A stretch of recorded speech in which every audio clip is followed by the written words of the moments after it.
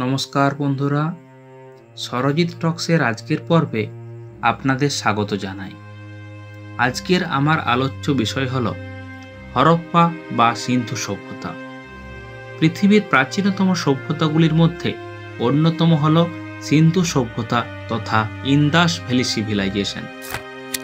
এটি তাম্রপ্রস্তর যুগের সবচেয়ে উন্নত সভ্যতা।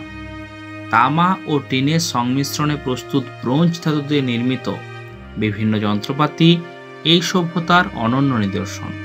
কিন্তু আশ্চর্যের বিষয়, এরা লোহার ব্যবহার জানত না। পৃথিবীর বিভিন্ন প্রাচীন সভ্যতাগুলির মতো হরপ্পা সভ্যতাও নদী তীরে গড়ে উঠেছিল। সিন্ধু সহ পার্শ্ববর্তী রাভি বা ইরাবতী, খরঘরা, শতদ্রু, ভোগাবর প্রভৃতি নদীর বিস্তীর্ণ অববাহিকা জুড়ে এই সভ্যতার প্রসার ঘটেছিল বলে জানা যায়। এজন্য হরপ্পা সভ্যতাকে নদীমাতৃক সভ্যতাও বলা হয়। হরপ্পা সভ্যতা ছিল একটি নগর কেন্দ্রিক উন্নত সভ্যতা। এখনকার নগর পরিকল্পনা, সুবিন্যস্ত রাস্তাঘাট, পয়ঃপ্রণালী, স্বাস্থ্য সচেতনতা, নগরের সুরক্ষা, পরিচ্ছন্নতা প্রভৃতি বিষয়গুলি এখনকার আধুনিক মানুষকেও হার মানায়। হরপ্পা শব্দের অর্থ পশুপতির খাদ্য। হরপ্পা সভ্যতার মূল ভিত্তি ছিল কৃষি ও পশুপালন। গম ও যব ছিল তাদের প্রধান খাদ্য। কালিবঙ্গানে পাওয়া কাঠের লাঙল থেকে হরপ্পার মানুষেরা লাঙলের ব্যবহার জানত বলে মনে করা হয়। তারা প্রধানত মহিষ ও ষাঁড়কে চাষের কাজে ব্যবহার করত।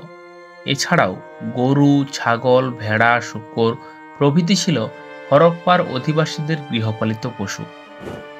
কিন্তু উল্লেখযোগ্য বিষয়, তারা ঘোড়ার ব্যবহার জানত না। হরপ্পা, মহেঞ্জোদাড়ো, ধোলাভিরা, লোথাল, কালিবঙ্গান ছিল হরপ্পা সভ্যতার গুরুত্বপূর্ণ কেন্দ্রগুলির মধ্যে অন্যতম।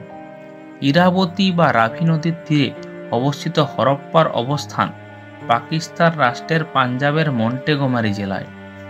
1921 খ্রিস্টাব্দে দয়ারাম সাহানি হরপ্পা আবিষ্কার করেন।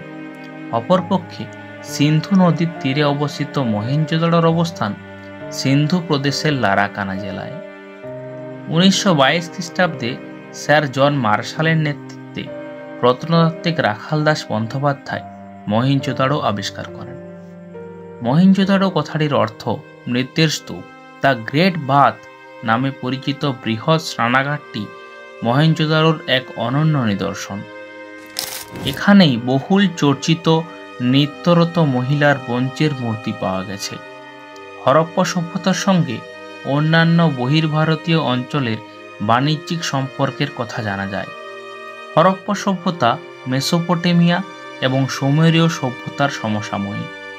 তাদের মধ্যে বাণিজ্যিক যোগাযোগের স্পষ্ট প্রমাণ মিলেছে বিভিন্ন শিলমোহর ও লিপি থেকে। গুজরাটের লোথাল ছিল হরপ্পা সভ্যতার প্রধান বাণিজ্য বন্দর তথা ভারতবর্ষের প্রাচীনতম বন্দর। ইতিহাসের নিয়ম অনুযায়ী কোনো সভ্যতার উত্থান হলে তার সর্বশেষ পরিণতি হয় পতনের মধ্য দিয়ে। সিন্ধু সভ্যতাও তার ব্যতিক্রম নয়। ইতিহাসবিদরা মনে করেন, সিন্ধু নদীর গতিপথ পরিবর্তন ও অন্যান্য প্রাকৃতিক বিপর্যয়ের ফলে সিন্ধু সভ্যতার পতন না হলে আজ মনুষ্য জগৎ আরও উন্নত হতো।